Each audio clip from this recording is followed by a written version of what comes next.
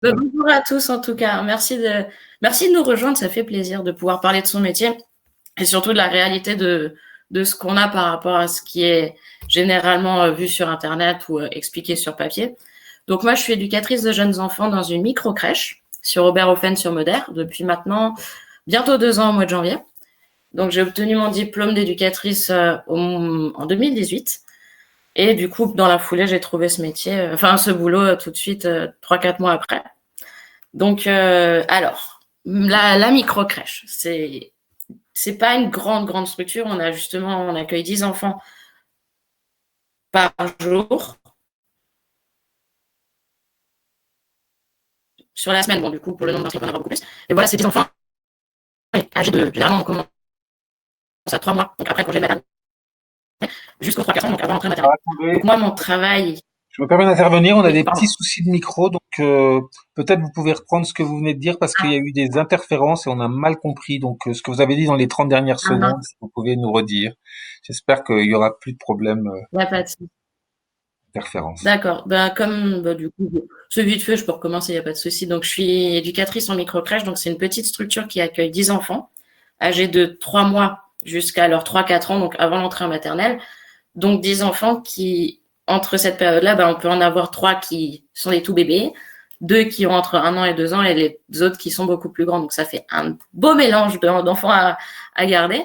Et donc, moi, mon métier à proprement parler, c'est de leur proposer des activités qui sont en lien avec leur niveau de développement. Donc, niveau développement physique, donc les bébés, c'est voir comment ils passent sur le dos, sur le ventre, à 4 pattes, les aider à marcher pour devenir autonomes, parce que c'est le but de la crèche, c'est qu'à la fin de cette période-là, ils deviennent autonomes pour arriver en maternelle, parce qu'à la maternelle, on va leur demander beaucoup plus de choses qu'en crèche. Développement physique, développement intellectuel. Je veux dire, quand les bébés sont pas finis quand ils arrivent. Je veux dire, c'est un être en pleine construction. Donc, les neurones, sont pas connectés ou ne sont pas encore faits. Et nous, notre but, notre travail, c'est justement de les aider à faire ces connexions, à les développer pour que par après, ils finissent par se débrouiller tout seuls. Parce qu'au début de leur vie, les enfants sont très dépendants de l'adulte. Et au fur et à mesure, on se rend compte qu'ils ont juste envie de s'en aller, de plus s'occuper de nous. Et nous, notre but, c'est de les aider à faire ça. Donc, par le biais d'activités. Quand je parle d'activités, je parle pas uniquement de bricolage, par exemple. C'est pas juste prendre du papier et prendre de la colle et de le coller. C'est vraiment plus des activités qui vont être réfléchies en amont avec l'équipe de travail pour savoir, cet enfant, je vois qu'il est en train d'essayer de se mettre debout. Qu'est-ce que je peux mettre en place pour justement l'aider à se mettre debout, favoriser ça en toute sécurité. Donc, on va à ce moment-là réfléchir en équipe, voir ce qu'on peut mettre en place, des blocs en mousse pour qu'il puisse s'appuyer, se mettre debout et commencer tout doucement à se déplacer. Ça, c'est le but de mon travail, c'est-à-dire d'observer quels sont les besoins de l'enfant et trouver un moyen en équipe de répondre à ce besoin. Il y a aussi la partie où on travaille avec les parents, parce que oui, on garde leurs enfants toute la journée, ok, mais je veux dire, c'est aussi important de discuter avec le parent. Je sais pas s'il y en a d'entre vous qui ont des frères et sœurs ou de la famille qui ont des tout bébés. Quand les parents viennent la première fois avec leur premier enfant, ils sont souvent très nerveux parce qu'ils savent pas faire, ils ont un peu peur de mal faire, et nous, on est là en tant que professionnels de la petite enfance pour justement être attentifs et pouvoir répondre au mieux à leurs besoins, les accompagner surtout, parce que voilà, c'est pas facile d'être parent d'un tout petit quand on a peut-être jamais eu d'entourage avec un enfant, quoi. Donc de ce point de vue-là, c'est très enrichissant. Je veux dire, travailler avec les parents, c'est à la fois flippant, enfin, ça fait un peu peur, comme ça peut être très enrichissant parce qu'on a une relation qui se crée avec ses parents pendant 3 ans. On va discuter avec eux, leur dire voilà, en ce moment on voit qu'il y a un petit souci, qu'est-ce qui se passe? Alors le parent peut nous dire clairement ou ne pas nous dire, et quand il ne le dit pas, c'est à nous de chercher un petit peu de gratter entre guillemets pour savoir ce qui se passe. On fait, alors maintenant si je reviens sur la micro-crèche à proprement parler où je travaille, je ne fais pas que m'occuper des enfants, je fais aussi je fais aussi les repas. On fait les repas de midi en fonction des structures. Soit le repas est fourni par une part entière, soit c'est les professionnels qui font le repas sur place. C'est mon cas. J'ai eu une formation au tout début de ma carrière pour faire une formation qui permet de faire la nourriture sur place, tout en gardant des mesures strictes au niveau sanitaire, parce que tous les enfants ne mangent pas la même chose. Voilà, on passe du biberon à la purée en petits morceaux, à des vrais morceaux, mais tout ça, ça se fait graduellement. Donc, faut qu'on soit aussi attentif à ça. On fait aussi le ménage. Je veux dire, voilà, tout le monde participe. Je veux dire, c'est pas parce que moi, je suis par exemple éducatrice de jeunes enfants que j'ai un bac+3 que ma collègue a un CAP que c'est elle qui va, on va dire, se taper tout le ménage. Ça, c'est pas possible. C'est du travail d'équipe, donc tout le monde se sent impliqué. Tout le monde touche un peu à tout. Après, c'est vrai qu'en tant que GIE, j'ai un regard différent sur les enfants par rapport à mes collègues. Moi, j'ai eu une formation qui m'a permis de comprendre, j'ai fait de la psychologie en classe. On a étudié le développement physique, voilà, de l'enfant, donc je sais à peu près où sont les différents stades de développement. Mes collègues ne le savent pas forcément et c'est ce qui permet de faire le lien entre les deux. C'est qu'elles, elles ont peut-être plus d'expérience que moi, ce qui est le cas actuellement. Mes deux collègues sont bien plus âgées que moi. Donc, elles me font un retour d'expérience sur leur carrière, leur longue carrière. Et moi, moi, contrairement à moi, je leur apporte les connaissances que j'ai en cours. Donc, ça permet vraiment de croiser les connaissances et de travailler ensemble. Ce qui est super important dans ce métier, c'est qu'on travaille jamais tout seul. On a beau, comme dit, être peut-être plus diplômé, entre guillemets, que ses collègues. On n'a pas forcément la science infuse. Enfin, on ne l'a pas. Moi, je sais que je ne l'ai pas. Donc, ça permet vraiment de prendre du recul, parce que c'est très important dans notre métier aussi, de prendre conscience, d'avoir une ouverture d'esprit. Je veux dire, on accueille différentes familles. On a des familles homoparentales, comme on a des familles recomposées, comme on a des familles nucléaires normales, on va dire. Donc, c'est vraiment avoir cette ouverture d'esprit, ne jamais juger, parce que voilà, c'est pas parce que des parents ont une manière de faire qui me plaît pas à moi en tant que personne que je peux me permettre de leur dire mais c'est pas comme ça qu'on fait. Ah non, non, non. Ils sont encore les premiers éducateurs de leurs parents, de leurs enfants, pardon. Nous, on est là en soutien, on est là en relais, et on est là pour travailler avec eux. On peut leur faire remarquer certaines choses si on voit qu'ils sont un peu en panique, mais je veux dire, en aucun cas, on est là pour leur dire comment il faut faire, comment il faut être parent. Voilà. Donc, qu'est-ce que je peux vous dire d'autre par rapport à ça? Ça fait partie justement de ce que moi je considère comme, on va dire, enrichissant et comme étant un inconvénient, c'est le travail avec les parents et les enfants. Ça reste de l'être humain. Et travailler avec un être humain, avec de l'humain, c'est pas comme travailler avec une machine. Quand une machine ne fonctionne pas, par exemple, on voit l'intérieur de la machine et on voit la pièce qui marche pas. Parce qu'on connaît la machine, donc on a juste à prendre la pièce et à la remplacer. C'est simple. Travailler avec de l'humain, c'est hautement plus difficile parce que chacun a une personnalité différente, une histoire de vie différente, un caractère différent. Donc, il faut toujours, on va dire, essayer de nager entre tout ça et se dire que on essaye, on propose, mais on n'impose pas. On n'impose rien et on essaye, comme dit, de travailler avec les parents. C'est parfois difficile parce qu'il y en a certains qui sont peut-être pas réceptifs, qui n'ont pas envie qu'on rentre dans leur intimité familiale. Et en même temps, parfois, pour nous, c'est nécessaire parce qu'on arrive mieux à comprendre l'enfant quand on le garde. Qu'est-ce que je peux vous dire d'autre? Donc, comme j'ai expliqué, pour ceux qui ont peut-être juste chopé la phrase tout à l'heure, moi, au niveau de ma formation, j'ai obtenu mon bac en 2012, mais j'ai fait un bac L. Au départ, j'étais pas du tout partie dans l'idée de faire du sanitaire et social. Je savais pas du tout ce que je voulais faire de ma vie. Donc, j'ai essayé de faire une fac. Bon, la fac, c'était pas trop pour moi parce que, voilà, c'est, on va dire, moins de 15 heures de cours par semaine en présentiel. Le reste, c'est énormément de travail en autonomie. En formation de JE, il y en a aussi, mais c'est des cours qui vont être plus sur toute la journée, 5 jours par semaine, comme quand on est au lycée, en fait, grosso modo. Donc, au niveau de l'encadrement, je préférais aller en cours de JE, c'est clair. Mais comme je ne savais pas ce que je voulais faire de ma vie, je suis allée moi-même en mission locale pour voir quel type de profil professionnel j'avais. Et il s'est avéré que j'avais un profil social, donc j'ai essayé de faire quelques stages par la mission locale. J'ai aussi fait un service civique dans une association. Alors, bon, la plupart doivent sûrement la connaître, qui est le nom de Caritas Alsace Secours Catholique. Donc, j'ai été pendant un an en service civique là-bas et après, j'ai passé les concours. Parce qu'à l'époque où j'ai passé la formation, on accédait à la formation par concours, donc avec un écrit et 2 euros. Maintenant, je sais que ça se passe par Parcoursup, donc c'est sur présentation de dossier. Donc, au niveau des qualités, je pense, ou de ce que vous pourriez présenter pour accéder à la formation, c'est voilà, avoir une bonne relation avec les gens qui vous entourent. Enfin, je veux dire, avoir un bon relationnel parce que vous allez être amené à parler souvent, que ce soit avec vos collègues, avec les enfants et avec les parents, ou même avec vos supérieurs ou avec les personnes tiers avec lesquelles vous allez travailler. Avoir comment dire, de la prise de recul vis-à-vis de certaines situations. Parce qu'on ne peut pas toujours réagir en direct à une situation parce que c'est peut-être pas la meilleure des solutions. C'est justement prendre du recul par rapport à cette situation et se dire, on voit l'ensemble, Donc, on se réfléchit. hein, Oui, ouais, je pense que j'entendais quelque chose.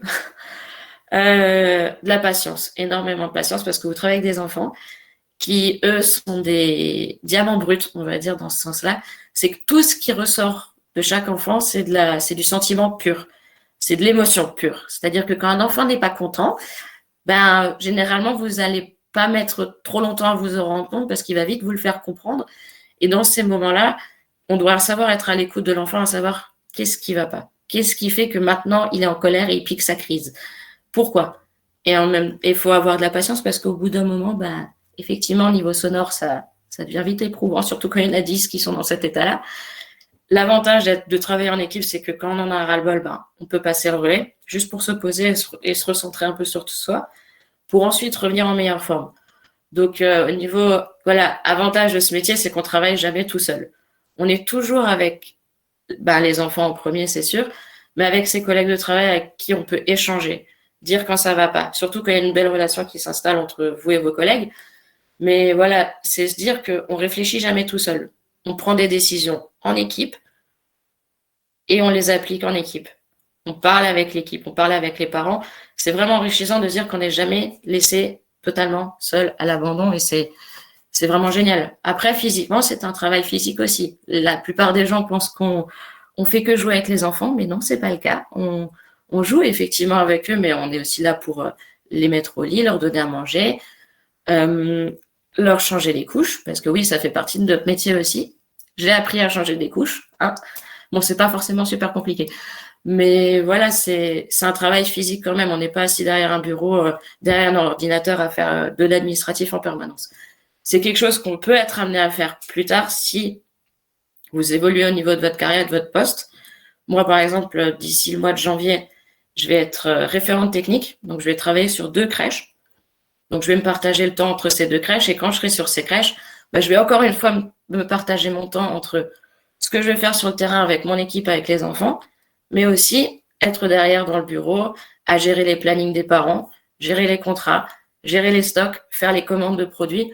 Tout ça, on va être amené à le faire aussi en tant qu'éducatrice de jeunes enfants, qu'on prendra, on va dire, du gamin et des responsabilités.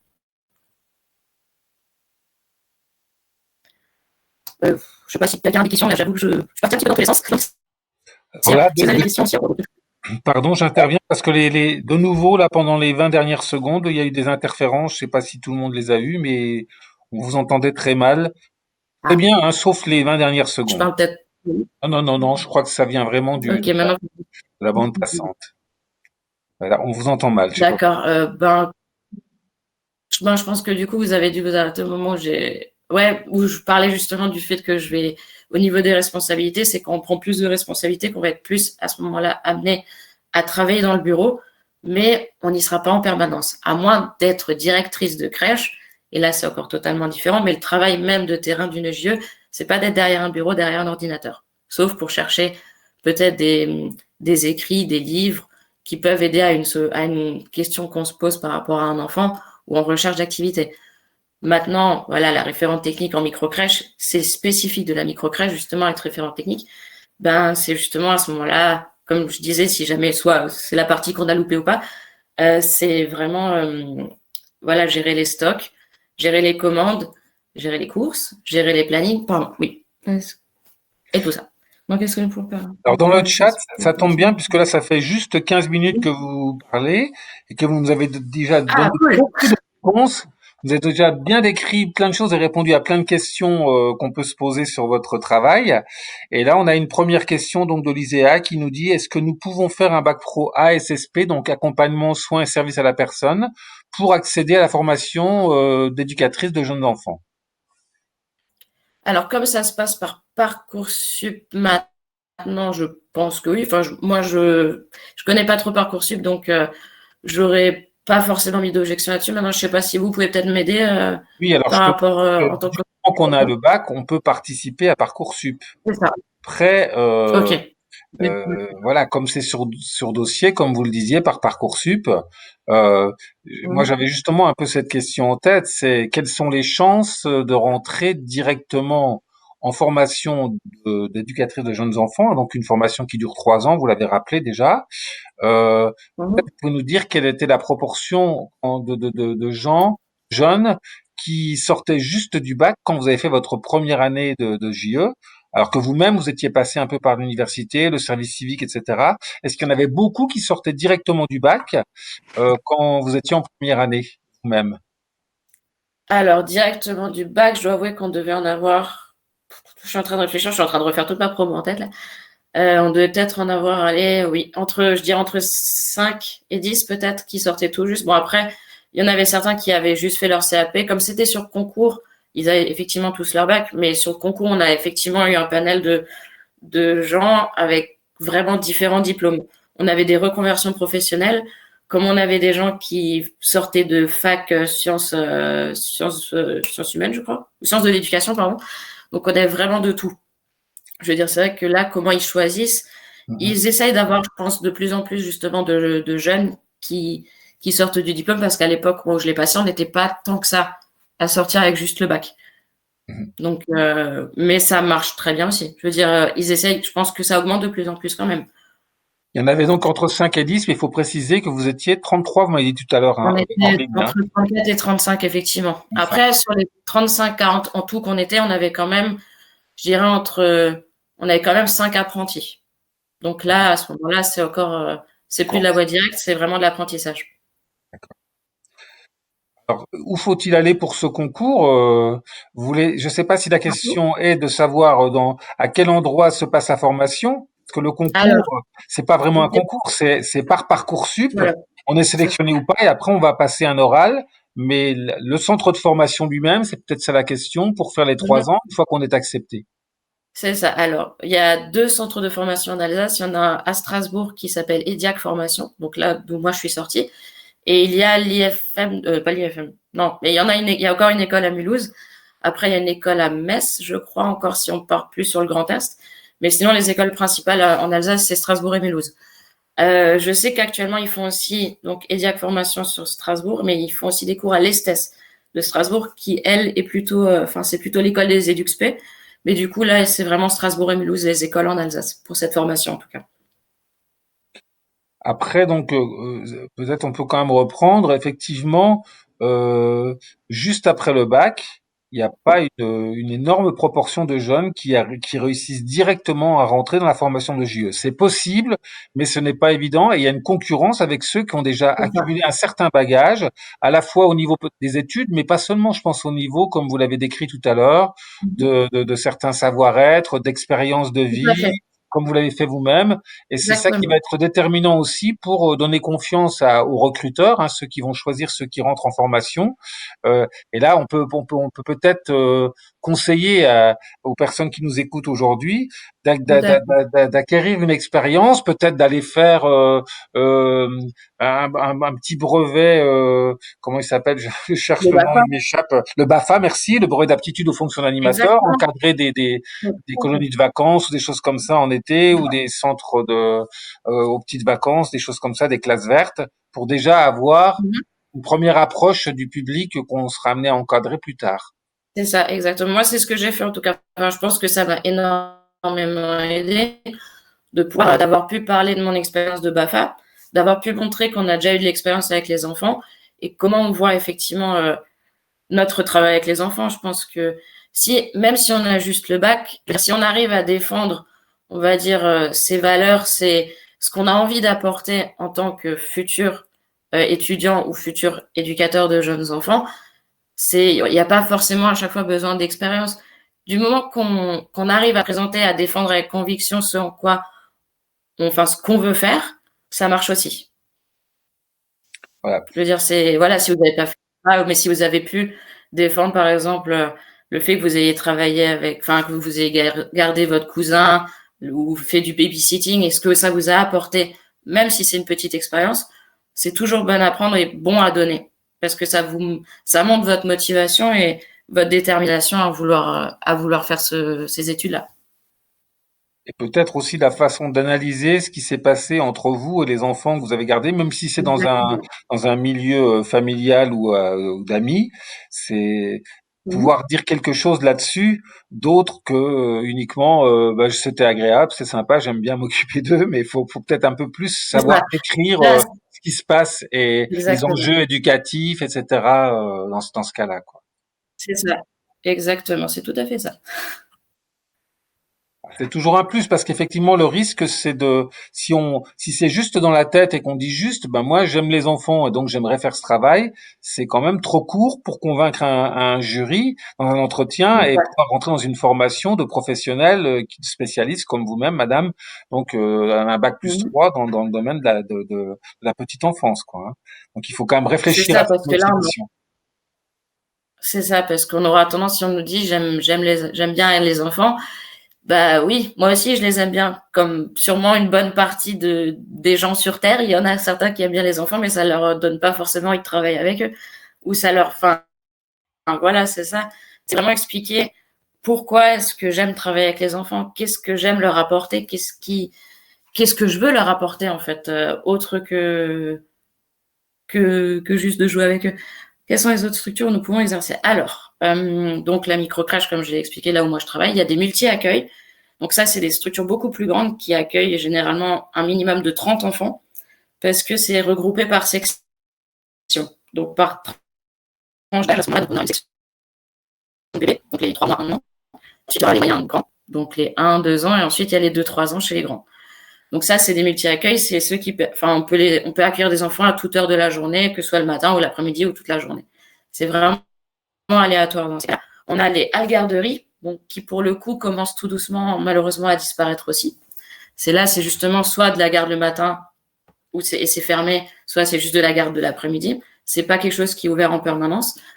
On peut exercer aussi, autre que dans les structures de garde, on va dire, dans différents milieux. Donc, j'ai des collègues qui travaillent, enfin, j'ai des amis qui travaillent en milieu hospitalier. On peut très bien travailler à l'hôpital dans le service de pédiatrie, parce que voilà, c'est des enfants qui sont généralement, pour la plupart, ceux qui sont accueillis là-bas sur le long terme, c'est souvent des maladies assez graves, comme la leucémie par exemple. Et le fait il y a des pièces spécifiques qui sont gérées par les EJE, c'est plus voilà, avoir un côté enfantin avec des jeux pour pouvoir un peu permettre à l'enfant d'oublier qu'il est dans un milieu hospitalier avec des seringues, des murs blancs et compagnie, et aussi permettre aux parents un petit peu d'avoir une bulle familiale où ils peuvent juste redécompresser derrière. Donc ça, c'est le milieu hospitalier où une JE peut être amenée à travailler. On peut être amené à travailler dans des ludothèques ou des médiathèques, au niveau justement des rayons jeux pour enfants, conseiller les parents sur ce qu'on peut lire à un enfant et ne pas lire, qu'est-ce qui est à conseiller pour eux ou pas. Dans le milieu, dans la protection de l'enfance aussi. C'est bon, c'est beau. Enfin, je pense que là, c'est au niveau du comment on le sent en tant que professionnel parce que c'est assez difficile comme métier, enfin comme milieu, on va dire, parce que voilà, la protection de l'enfance, c'est travailler en foyer avec des enfants qui ont parfois été séparés de leurs parents pour raisons judiciaires. Et là, dans ces cas-là, on n'est pas que avec des enfants de 0 à 3 ans, on peut aller de 0 à 6, voire encore plus âgés, du moment que ça reste des mineurs. Donc ça, c'est, on va dire, les 3 grands pôles dont je me souviens, en tout cas, dans lesquels on peut travailler. On peut travailler en RAM, donc c'est les réseaux d'assistantes maternelles aussi. Là, c'est vraiment pour encadrer et soutenir les assistantes maternelles qui travaillent chez elles à domicile. Le RAM, c'est un lieu où les assistantes maternelles viennent 1 fois par semaine, 1 à 2 fois par semaine, avec les enfants qu'elles gardent. Et les EJE, à ce moment-là, sont à l'écoute de ces assistantes maternelles si elles ont des questions, mais aussi pour faire des activités avec elles, pour un peu qu'elles se retrouvent, qu'elles échangent entre elles et qu'on évite un peu cet isolement d'assistante maternelle toute seule chez elles. Euh, il y a les LAP aussi. Alors, les lieux d'accueil parents-enfants. Il y en a un notamment qui existe à Strasbourg, à la prison de l'Elzo. Donc, c'est des lieux où on accueille les parents qui veulent venir avec leurs enfants, qui ont des questions, qui sont un petit peu en stress. Et pour celui de la prison, ben, c'est notamment accueillir les familles des parents qui sont incarcérés. Sinon, il y a quoi encore? J'en avais encore un sur le bout de la langue, non? Ah ben, il y a notre grande instance, la PMI aussi, donc la protection maternelle infantile. Donc là, les EJE qui travaillent là-bas sont plus amenés à, on va dire, à faire du contrôle et de la prévention au niveau des structures d'accueil, donc des micro-crèches, des multi-accueils, d'aller voir les assistantes maternelles. Donc une EJE à ce moment-là va être plus sur le terrain pour voir si les structures sont dans les normes de sécurité, parce qu'il y a quand on construit une micro-crèche ou quand on construit une structure d'accueil, il y a des choses à respecter. Et les gens qui travaillent à la PMI sont là pour surveiller que tout soit fait dans les règles et selon la loi, évidemment. Je ne sais pas si j'ai à peu près répondu. Je pense que ça fait beaucoup d'infos d'un coup. Non, c'était très complet, c'était très bien. On apprend beaucoup de choses en vous écoutant. Je vous remercie. Alors ça, c'est une question que nous avons mise en ligne puisque il n'y a pas énormément de questions de la part des internautes, donc on vous en a proposé quelques-unes. Vous avez déjà répondu à beaucoup au fil de la conversation. Peut-être vous pourriez dire quels sont vos horaires de travail, vous, actuellement? Alors actuellement, je suis en 35 heures. Je serai en 35 heures aussi quand je serai sur les 2 crèches, mais j'aurai mon temps de travail divisé en 2. Donc j'aurai 17h30 dans une crèche, 17h30 dans l'autre. Après, ça dépend comment on veut travailler, mais généralement, c'est sur du 35 heures. Je veux dire, ça dépend du contrat dans lequel que vous signez, mais normalement, c'est du 35 heures la plupart du temps. D'accord. Mais avec des horaires un peu décalés ou bien des horaires normaux Ça dépend des horaires d'ouverture. Généralement, une crèche, on va dire, ouvre dans les alentours de 7h, 7h30 et ferme à 18h, 18h30. Comme on travaille en équipe, il y a des roulements au sein de l'équipe. Donc, je fais jamais du 7h, 18h30 en entier. Je fais soit une partie de la journée, soit le matin, soit l'après-midi, soit couper la poire en deux, un peu le matin, un peu le soir. Ça dépend vraiment du planning, mais généralement, c'est sur les temps où les enfants sont là, grosso modo. Mais tu sais, c'est toujours. Alors, il y en a dans la fonction publique, pas toujours. Moi, actuellement, je travaille dans le privé. Je travaille pour le réseau Les Chérubins, qui est très connu en Alsace. Il y en a énormément des micro-crèches, mais voilà, il n'y a pas que de la fonction publique, on peut aussi bosser dans le privé.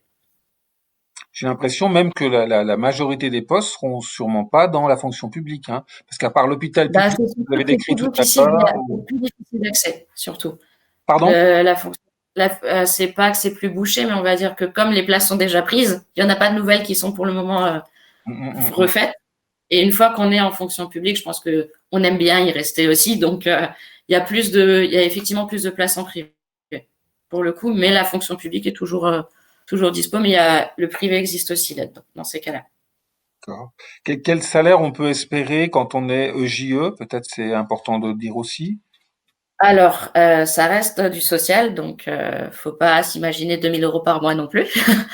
Donc, je dirais pour démarrer, on va dire une EGE qui démarre est aux alentours de, je dirais 1200 euros net par mois. Ça, c'est le Pour une SMIC. fin, oui. Moi, je sais que j'ai commencé au SMIC. Après, il y a peut-être des EGE qui ont trouvé un poste avec peut-être plus financièrement. Maintenant, généralement, j'ai encore regardé tout à l'heure, c'est aux alentours, si jamais, de 1500 euros bruts. Donc, on est aux alentours du SMIC en net, quoi. Après, pour une fin de carrière, aux alentours ça dépend si on finit directrice ou pas. Je pense qu'on peut être aux alentours de 1800, 2000 euros, à peu près. Net. Parce qu'on reste effectivement une branche sociale, donc faut pas imaginer, voilà. 800 net, madame, c'est ça que vous voulez dire? C'est-à-dire ce qu'on touche vraiment ou le brut? En Non, je fin de pense que c'est carrière. du 1800 net, mais c'est 1800 net, D'accord. je pense, puis au taquet du taquet, je pense. Voilà, pour Mais les c'est gens vraiment qui pour vont une plus. carrière très longue. Pour le coup, c'est vraiment, je pense, aux alentours de 20 à 30 ans de carrière derrière pour atteindre ça. Je D'accord. pense. Oui, c'est pas des carrières où on devient très riche, c'est pas le but. C'est C'est ça. plus une Après, vocation. c'est le social, donc généralement, quand on a une fibre sociale, on s'attend peut-être pertinemment à pas actuellement pas être payé des milliers des cents non plus, quoi. Oui, Après, c'est un métier qui est enrichissant au niveau humain. Je veux dire, on apprend beaucoup, on apprend en permanence. Je veux dire, moi, je viens de commencer ma carrière, évidemment, mais je continue à apprendre, je pense, jusqu'à la fin, parce que les familles changent, les enfants changent, les parents changent. Les parents d'aujourd'hui ne sont pas les parents d'il y a 20, 30 ans. Donc, c'est quelque chose de très enrichissant. C'est un boulot au niveau de la routine, je dirais. Sinon, il n'y a pas vraiment de routine parce que les enfants qu'on accueille dans des crèches, change tous les 3 ans. Tous les 3 ans, on a une nouvelle fournée d'enfants qui vient. Euh, on est amené à rencontrer d'autres parents aussi, donc niveau routinier, ça n'existe pas. Très bien. Je me permets d'intervenir à nouveau puisqu'il est 11 heures, donc on va bientôt devoir arrêter cette conférence. En vous remerciant beaucoup pour toutes les informations et votre témoignage. J'espère avoir pu, j'espère avoir pu aider et peut-être faire naître des vocations, je sais pas. Oui, alors je repense à une petite chose et j'ai envie d'ajouter pour la personne qui tout à l'heure avait posé la question pour le bac pro ASSP. Donc, faut dire aussi que après le bac pro ASSP, on peut aussi tenter le concours pour devenir auxiliaire de puériculture. Peut-être Bien moins sûr. difficile, quitte à après aussi devenir JE un peu plus tard. Il y a Bien différentes. sûr, après, actuellement, on a beaucoup d'auxiliaires de puère ou de personnes qui travaillent en petite enfance qui font des VAE. Donc, si c'est pas pour maintenant, ça n'empêche pas que ce soit pour plus tard. Voilà, VAE, c'est validation des acquis de l'expérience, hein. C'est-à-dire qu'il faut avoir déjà une certaine expérience dans un travail pour faire valider Mhm. un diplôme ou une partie d'un diplôme avec son expérience C'est ça. professionnelle. Voilà. Donc, on vous rappelle avant de se quitter que donc il y a un lien sur lequel vous pouvez cliquer. Et on l'a remis dans le chat, hein. Donc, le Sphinx là, pour faire vos retours sur cette intervention ou sur les interventions de la matinée auxquelles vous aurez assisté. C'est très intéressant pour les organisateurs, hein, la mission locale, le CIO, de savoir un petit peu comment vous avez vécu les interventions des professionnels. Voilà, donc merci beaucoup pour l'attention que vous avez portée au forum et à ce témoignage. Madame Geldrach, éducatrice de jeunes enfants, c'était très riche. Moi-même, qui suis professionnel d'orientation, j'ai beaucoup appris à votre écoute ce matin. Je Voilà. suis contente. Merci beaucoup.